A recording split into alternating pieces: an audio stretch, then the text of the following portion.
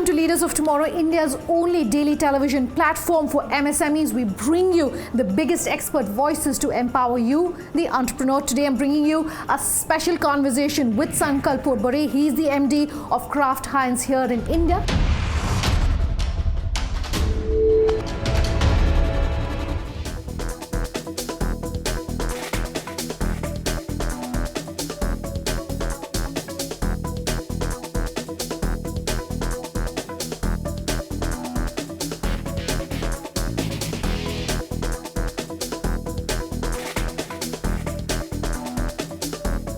Sankalp, thank you very much for speaking with us here on Leaders of Tomorrow. My first question to you, we're seeing changes happening in the FMCG and food space here in India. As someone who's really young, as someone who's heading a team, that the average age of the CXO level, the average age of the company here in India is not more than 30-35. What perhaps have been the learnings? What have been the biggest changes? So I think, first of all, thank you for having me over here. I think the first most important thing that you should note is that's Kraft Heinz for you. Because if you look at Kraft Heinz, I think that's what we fundamentally believe in, giving the right opportunity to the right talent. And I think the first most important focus that we try to build is to make sure that we look out for people who are demonstrating clear outperformance, okay, who have the potential to do well even in the future roles. Okay. At the same time, the other thing that we look at is basically one who can really look at simplifying, and one who can actually take the business challenges head on and actually look at finding solutions to the problems, because the world around us will constantly keep changing.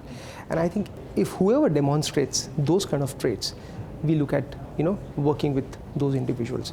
And I think that's, as a factor of that, age is just a number. And I think if you look at the current leadership team out here, last year the average age of the leadership team was around 45. It's around 37 now. Okay, we have recently hired our CFO, who's just 26 years old. Our global CFO is around 29 years old. So I think we fundamentally believe that we give the right opportunity to the right talent who has the potential to grow further. Okay, so you're saying that the world around you is changing. You're also saying that having a very young leadership team is something that Heinz does globally as well. But I want to talk about you specifically. What perhaps have been your biggest learnings in your journey to become this really young leader of a company that is growing and changing so much? What perhaps have been your own learnings that you'd like to leave our viewers with? So I think the biggest learning that I've picked up is, first, adaptable to change, because the world around us is changing at a pace which is beyond comprehension at this point in time, because whatever you're learning is getting obsolete over the next 3 years or so. And I think the first most important learning that I've picked up after working for almost 14 years or so is to constantly keep changing and constantly being adaptable to any kind of a change. The second thing is the biggest learning that I've picked up is about making sure that whatever you're doing, you're giving your best in terms of outperforming. So I think these two things is what I've picked up very integral to me on a day-to-day basis, and that's what I try to practice. Okay. The other thing that I've picked up is about demonstrating the right ownership, because I treat this business as my own business. All the decisions that I would take at home, I'm far cautious, because that's my own home, and I would want to do that same practice out here when I'm actually leading the business out here. So I think that's ownership is what I make sure that I try and practice over the course of my interactions with the team. And the last, which is the most important hygienic thing, of doing the business the right way, because no matter whatever skill sets you have, no matter whatever learnings you have picked up, if you don't have the right integrity to work, everything is going to come down like a ton of bricks. And I think it's extremely important for every leader today to demonstrate that high amount of integrity in every conduct of its. Okay, we love asking our young entrepreneurs this, and as a young leader, I want to ask you about the role of a mentor. Have you had great mentors? Do you see enough importance of having good mentors in a business like yours who help you along the way as you're making these decisions? So I think no one can deny the importance of a good mentor, because mentors are extremely important, because they show you the mirror and they actually also act as a sounding board, because a lot of times you don't have an answer to the question, and sometimes just discussing problems with them, understanding from a different, fresh perspective, can really find out solutions to the challenges that we face on a day-to-day basis. And I think if you look at Kraft Heinz as well, we are looking at starting a new mentorship program out here, because if you look at the current generation, the bulk of the workforce and the leadership level is going to be millennials soon. Okay, and at the same time, if you look at the Gen Zs are going to be getting into the workforce, they will require a lot of handholding. They will require a lot of engagement, and therefore we are also looking at starting a very robust engagement program, which is on back of mentorship, so that we are able to handhold them and they are able to find out solutions through the challenges that one will try to face in the course of the business journey forward. Okay, so that's interesting. I want to step away from talking about you and your growth and talk about the FMCG as well as the food processing industry. Reports suggesting that exponential growth is what is expected in India. You're likely to touch nearly $100 billion as far as the FMCG space is concerned, a CAGR of nearly 20-21% over the past few years. What's fueling that growth? One trend that you think is possibly going to stand in good stead of this growth that we're seeing? Yeah, so if you look at FMCG in India, FMCG is the fourth largest sector in the Indian economy today. And I think if you look at the kind of growth that we have seen from a $30 billion in 2011 to it's almost become $53 billion in 2017, it's expected to touch around $100 billion, and we're expected to see a CAGR of around 27%. What's fueling all this? It's important for us to actually dissect and see the emerging trends that's actually leading to this. The first one is rural resurgence is back. So if you look at rural as a economy, I think is after a brief lull of demonetization and GST are beginning to come back. Okay, one is also primarily to do with the kind of interventions that the government is doing. The government has recently said that they want to double the farmers' income by 2022, and I think that's one interesting thing that you're seeing. The other thing is on back of good monsoon. I think we will expect the business in rural to grow even further. And the other thing that we're seeing that most of the companies as an output that's coming out is affordability and accessibility. So most of the FMCG companies, in order to make the product accessible to the rural consumers who will have a disposable income to spend, I think how does one make the product available is going to be an interesting thing, and at the same time at the right price point. So I think it's important to look at it from the both affordability and accessibility lens. The second important trend that we're seeing is digitization. The entire economy, the average Indian spends around 1 hour and 13 minutes on the internet on a daily basis, and that is expected to grow almost 2.8 times faster than the traditional media. So if you look at these two factors, I think that's going to look at, and plus also if you look at the smartphone penetration in India, I think that is further set to grow further. Okay, that's an interesting data point you're giving us. I will come back to that. But you were talking about digitization, and I want to talk about how perhaps India at this point is becoming one of the most exciting markets when it comes to the e-commerce space. We've seen a lot happening. So my question to you is whether you, sitting where you are saying that the Indian market is likely to see at least a change when it comes to how people are buying, and therefore companies in the FMCG, retail, as well as the food and food processing space are definitely going to see a change. Small companies could perhaps see a change. Small companies could perhaps expect to see a consolidation and should be prepared for that. Sure, it's a very interesting question, I would say. And I think if you look at FMCG, okay, while it's one of the early adopters in most of the technology or the industries or work that we do, but I think if you look at from an e-commerce perspective, but whereas telecom, e-commerce websites alone, and at the same time media and entertainment are the first ones to actually jump onto the bandwagon of the e-commerce thing. FMCG right now, when you look at it from an FMCG lens, is around 6% versus a 12% average that you see. And I think that's the first level of opportunity that you see. The second level of opportunity that I see is basically about how do you make sure that a consumer who wants to buy a grocery or a household product, household item, how do you make sure that you are able to provide the product accessible online, and at the same time giving the safe environment of actually converting that online search into an actual online transaction by giving him a secure environment that whatever he or she spends is actually going the right way. I think as long as these two pieces happen, I think we'll see a massive growth momentum coming on back of the e-commerce revolution that you would see. Okay, let's also talk about digitization. GST, of course, has had some bit of an impact. Demonetization, of course, has had some bit of an impact. But how did you ensure? And I want I would like for you to use this question to basically talk to our viewers about how you perhaps put your back end in place.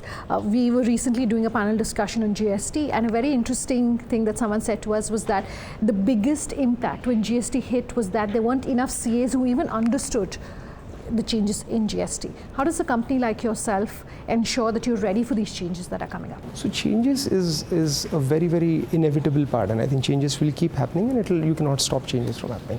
I think one has to really keep ready. So for example, I think the pace in which the GST people actually embrace the change from a software related changes that you saw in the billing system to the time from the final claims settlement happening. And I think we have come a long way. And I think the first most important thing is being really adaptable to these kind of changes that you would see. From a company perspective, after the GST, there's a lot of changeovers are happening, which is on back of the entire supply side, at the same time the demand side perspective. I think that's a big opportunity that you are seeing. From a supply side perspective, about consolidation of the warehouses that we can see, and at the same time from a consumer's side, from a demand side, you're seeing the price cuts that you're seeing on back of passing on the benefits to the consumers from the GST price changes that have happened. I think in both counts, I think organizations have really prepared themselves well by planning, and I think that's an important step that we took. And I think if you look at the kind of benefits that we were able to pass on to the consumers, has really propelled our volume growth further. Okay, Sankalp, I'm going to take a very quick break on that note, but we are going to continue talking about hiring for the food space. That's coming up on the other side. Do stay tuned.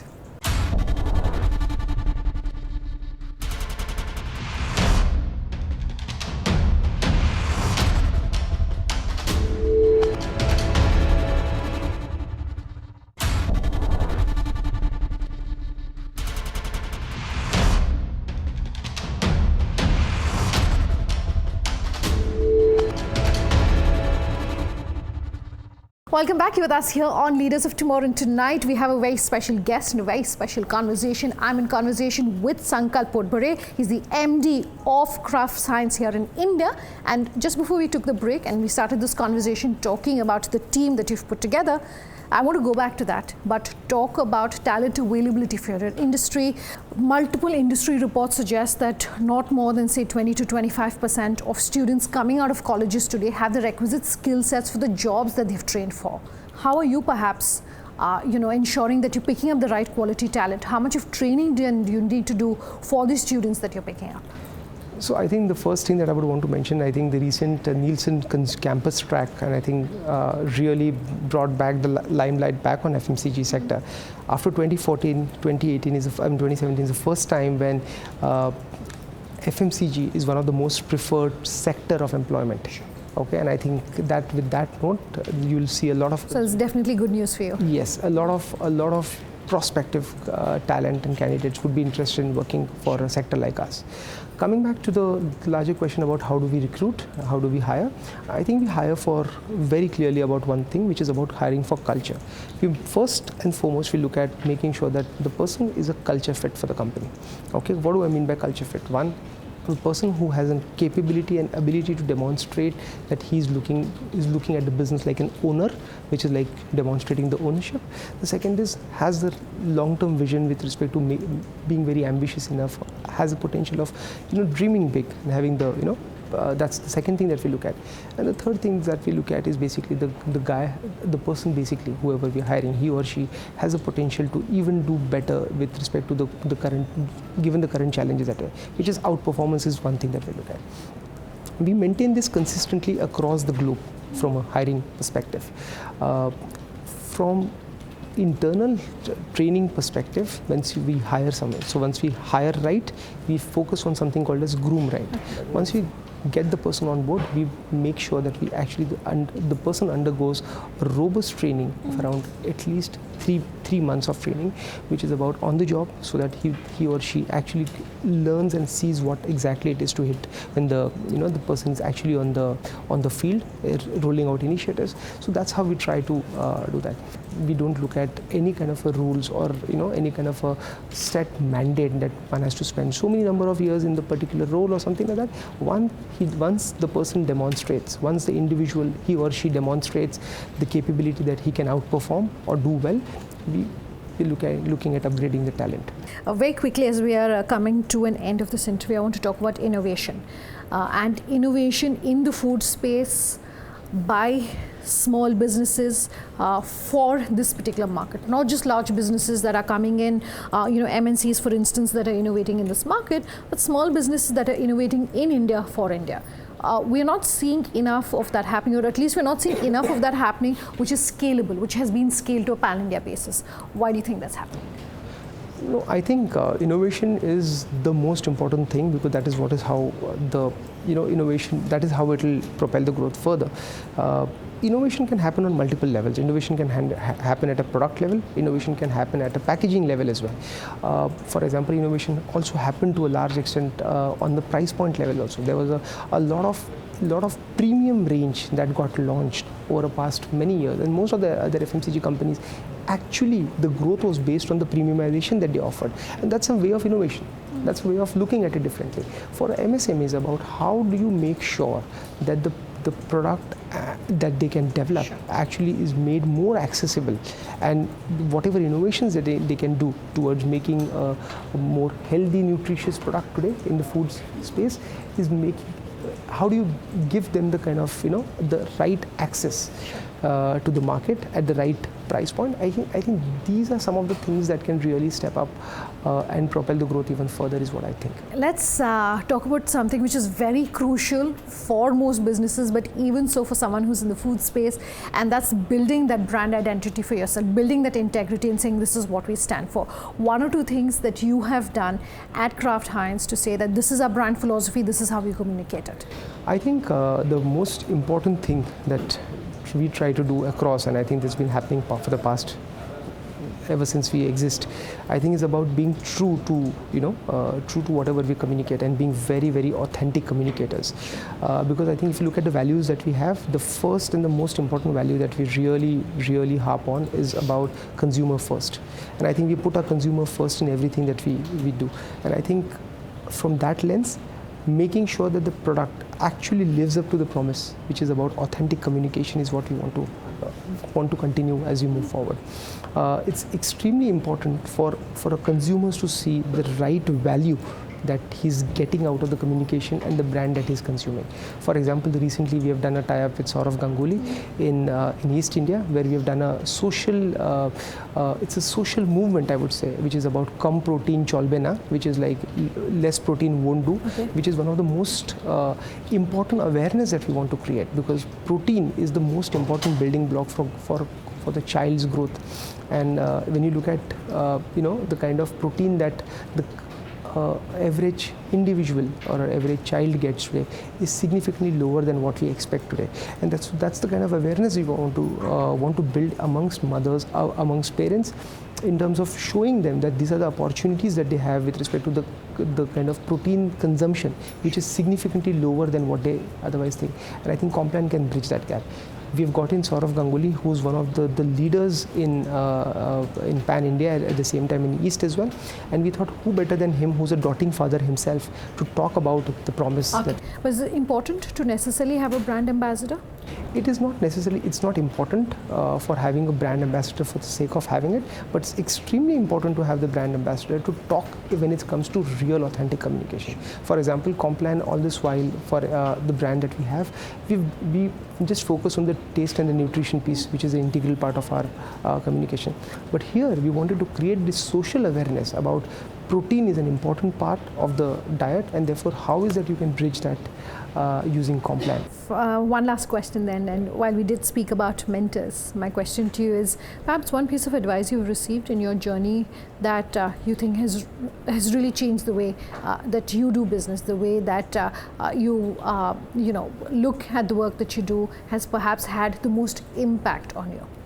Yeah, I think the one piece of the one piece of biggest learning that I have had, and I think that was given to me by one of my mentors as well, is about finding opportunity in every adversity, because challenges will come in, and therefore how do you make sure that you simplify, just just see it from a fresh perspective and see it from a, finding a ray of hope from that particular challenge and finding out solutions oriented towards that. That is what has really helped me in the long run, because I think that is what will take every individual forward, because challenges will come. Business is equal to challenges, and how do you find opportunities, how do you find roads from those challenges is extremely important. Sankalp, thanks for your time here tonight. That's our show. If you have any feedback for us, here's how you get in touch. leadersoftomorrow@timesgroup.com is our email ID. Tweet at me personally at Sunanda_J or LOT_ET now. You can also leave your comments and feedback for us on our Facebook page, Leaders of Tomorrow on ET Now. Thanks very much for watching. Have a good night.